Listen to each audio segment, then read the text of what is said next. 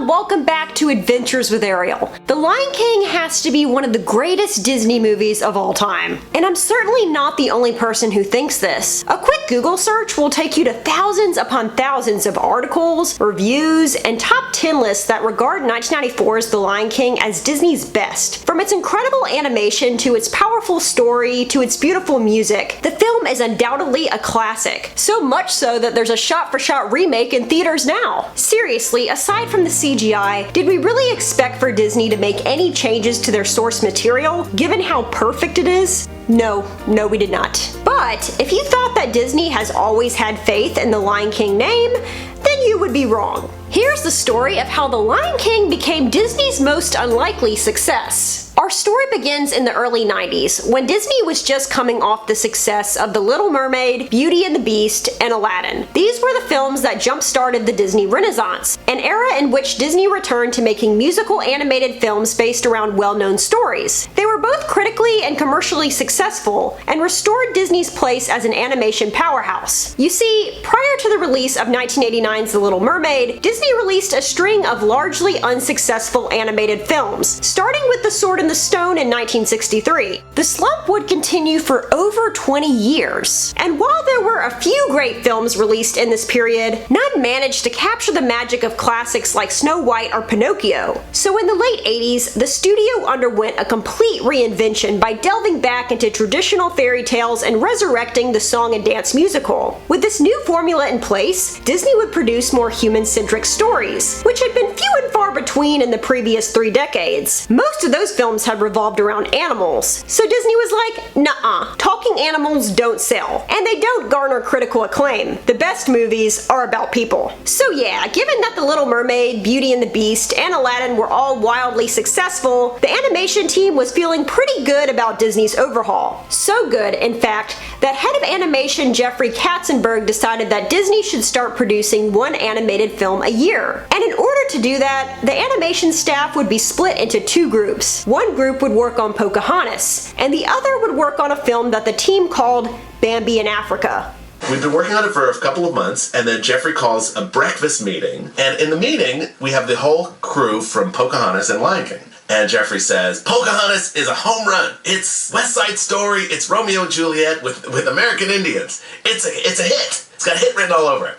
Lion King, on the other hand, is kind of an experiment. We don't really know if anybody's gonna really want to see it. And after that meeting, absolutely no one wanted to work on Lion King. So yeah, The Lion King was basically meant to be a sort of gap year filler to keep audiences occupied before the real heavy hitter came in 1995. Crazy, right? So The Lion King went into production, and there were 2 new directors on board, Roger Allers and Rob Minkoff. And while they were both extremely well-respected artists, it was their first time directing. Pocahontas, on the other hand, had Mike Gabriel, who had already directed Rescuers Down Under, not to mention Eric Goldberg, who had animated Aladdin's Genie, and Glenn Keane, one of the greatest Disney animators to ever work for the company. He was the supervising animator for Ariel, The Beast, and Aladdin. So naturally, Pocahontas kind of became the A-team, the film that everyone wanted to work for. According to Simba animator Bruce Johnson, animators were deliberately asking to be removed from The Lion King to the Pocahontas team. You see, people were hesitant because The Lion King was the first animated feature that Disney created independent of direct source material. This was all new territory, and most of the staff scoffed at the idea of an original story loosely based on Hamlet. But lucky for us, the people who ended up on the team became intensely dedicated to making it work. The script was overhauled more than once. At one point in time, it had no music, and was going to be more of an animated National Geographic special. One of the original titles was King of the Jungle, which was scrapped when it was finally noted that the story took place in the savannah. It was then that The Lion King became, well, The Lion King. Great, so now people were taking it seriously? Well, as iconic as the film's soundtrack is, the staff was initially skeptical about that as well. Over at Pocahontas, the music was really strong, and it was already recorded by the time the animators got to it. But when Elton John's music came in for The Lion King, the team thought it sounded too much like pop music. It didn't have that Broadway flair that the previous films did, and it didn't have an African flair either, but that would all change with Hans Zimmer. Hans Zimmer was put in charge of composing the film's score. He desperately wanted to recruit Lebo M to help him with the music, as they had previously worked together on the film The Power of One. Unfortunately, Lebo M, a singer and composer who was exiled from his country of South Africa at the time, was impossible to get a hold of. But one fateful day, Lebo appeared at Zimmer's doorstep.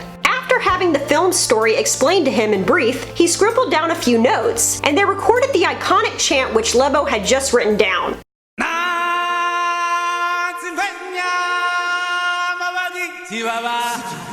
The Lion King's original opening scene featured a dialogue introducing most of the main characters, but the directors scrapped it when they heard the final version of Circle of Life. Once the opening number was complete in both music and animation, it was screened for then Disney CEO Michael Eisner. As the screening ended, Eisner informed the creative team that they had messed up big time. They asked why and held their breath. Eisner then said, "Because now the rest of the film has to be this good." When it came to the film's incredible voice talent, fate was once again on the Lion King side. From James Earl Jones to Jeremy Irons, the cast was perfect, but they could have easily ended up with a different set. For instance, Nathan Lane and Ernie Sabella were originally called in to audition for two of the hyenas. The actors were in the middle of a run of Guys and Dolls together, and they were asked to audition side by side, which led to their casting as Timon and Pumbaa instead. And speaking of the hyenas, the film intended to reunite comedy duo Cheech and Chong as the two main hyenas, but when scheduling did not permit Tommy Chong's appearance, one hyena was rewritten as a female. This, of course, resulted in the stellar casting of Whoopi Goldberg as Shinzi.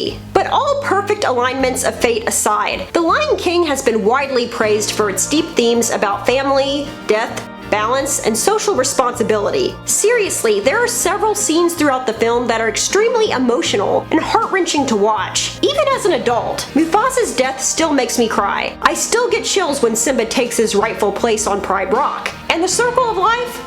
Still breathtaking. I can't name many other Disney movies that can evoke these kind of emotions in me, and all of this was made possible because of a creative crew that refused to stick by their B-team status, and instead banded together because they wanted to succeed. What could have easily been a silly romp about talking lions instead became one of Disney's greatest. And I can't say the same for Pocahontas. Don't get me wrong, there are a lot of things to love about Pocahontas. The music and the animation are superb. But, and I may get some hate for this in the comments, I find some parts to be a bit boring. I don't know, I watched it again recently and it just didn't keep me as engaged as it had in the past. I was actually surprised to learn that Michael Eisner once believed that Pocahontas was going to be the second animated picture to be nominated for Best Picture. That most definitely didn't happen, and being that Lion King made $312 million at the box office, Pocahontas became the first movie in the Renaissance to make less than its predecessor, and ultimately underperformed, which makes this story the ultimate underdog story. But hey, maybe you love Pocahontas and believe that it's a better film than The Lion King. If you do, let me know why in the comment section below. Also, be sure to let me know if you've seen The Lion King remake, and if it's worth seeing, because I haven't seen it yet. And if you learned something new today, please give this video a huge thumbs up, as well as hit that subscribe button down below. Alright y'all, thank you so much for watching, and as always, have a magical day!